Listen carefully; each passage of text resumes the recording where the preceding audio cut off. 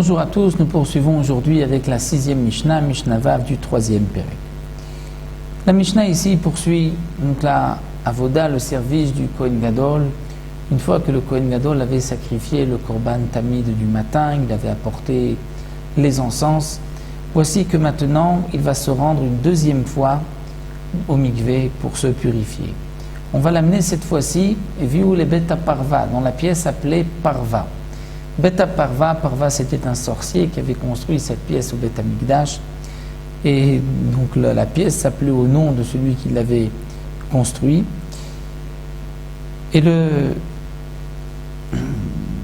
Kohen Gadol, qui devait lui se purifier le jour de Yom Kippourim dans un mikvé, mais dans un endroit kadosh, saint, c'est ce qu'on apprend d'un pasouk. Bakodesh Haïta, cette pièce se trouvait Bakodesh dans un endroit qui a été sanctifié du Beth Amikdash. La première fois, lorsqu'il s'est trempé dans un mikvé, c'était dans un endroit profane qui n'avait pas été sanctifié. Là, cette fois-ci, c'est Bakodesh Haïta, dans cette fameuse pièce qui s'appelait Bet Aparva. D'après certains Mefarshim, ce Parva, cet homme-là, qui était donc un sorcier, avait un jour voulu voir le Kohen Gadol et il avait creusé un tunnel. Il avait creusé un tunnel pour pouvoir pénétrer dans le Beth Amikdash et voir le Kohen Gadol. Et lorsque les Chachamim se sont aperçus, ils l'ont bien sûr arrêté. Et donc, cet endroit est ensuite devenu le mikvé du Kohen Gadol et cette pièce s'appelait Beta Parva. Donc, Perso Sadin Shelbutz, on étendait un sadine, un drap, en lin, Beno le Benam, entre lui et entre le peuple, par tzniut, par pudeur. Et le drap en lin, comme nous l'avons vu, pour rappeler au Kohen Gadol qu'aujourd'hui, il doit servir au Beth Amikdash avec des habits en lin. Kidesh Yadav Veraglav, il va se purifier les mains et les pieds, ou pachat, et ensuite se déshabiller. Puisque à chaque fois, avant de rentrer au mikvé, et une fois sorti du mikvé, le Kohen Gadol devait se purifier les mains, Kiddush Yadayim Veraglaim, donc une fois avant, et ensuite il se déshabille. Rabbi Meir dit non, Pachat et Kiddush Yadayim Veraglaim.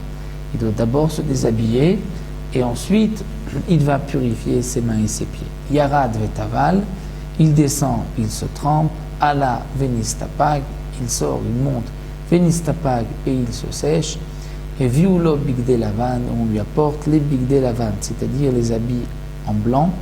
Il y avait 4 habits en blanc.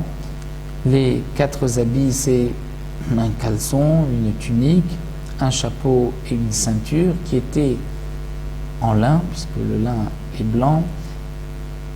Et vu de la vache, il va s'habiller. Et là encore une fois, Kiddush Yadav Veraglaim, il va sanctifier ses mains et ses pieds.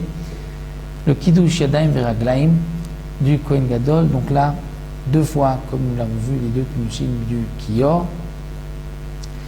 Nous avons une marloquette là entre Tanakama et Rab Meir. Est-ce que la première fois c'est lorsque le Kohen Gadol était habillé ou une fois qu'il s'était déshabillé? Dans la Gemara on explique la raison de chacun.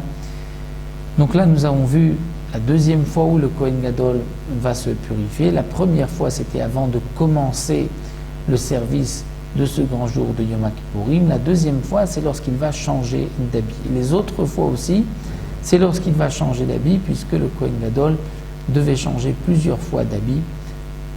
Avant de rentrer dans le Kodesh HaKodashim, il devait être habillé d'habits de lin. Et comme nous le verrons par la suite, donc le Kohen Gadol pénétrait le Kodesh HaKodashim, il rentrait 4 fois le jour de Kippour.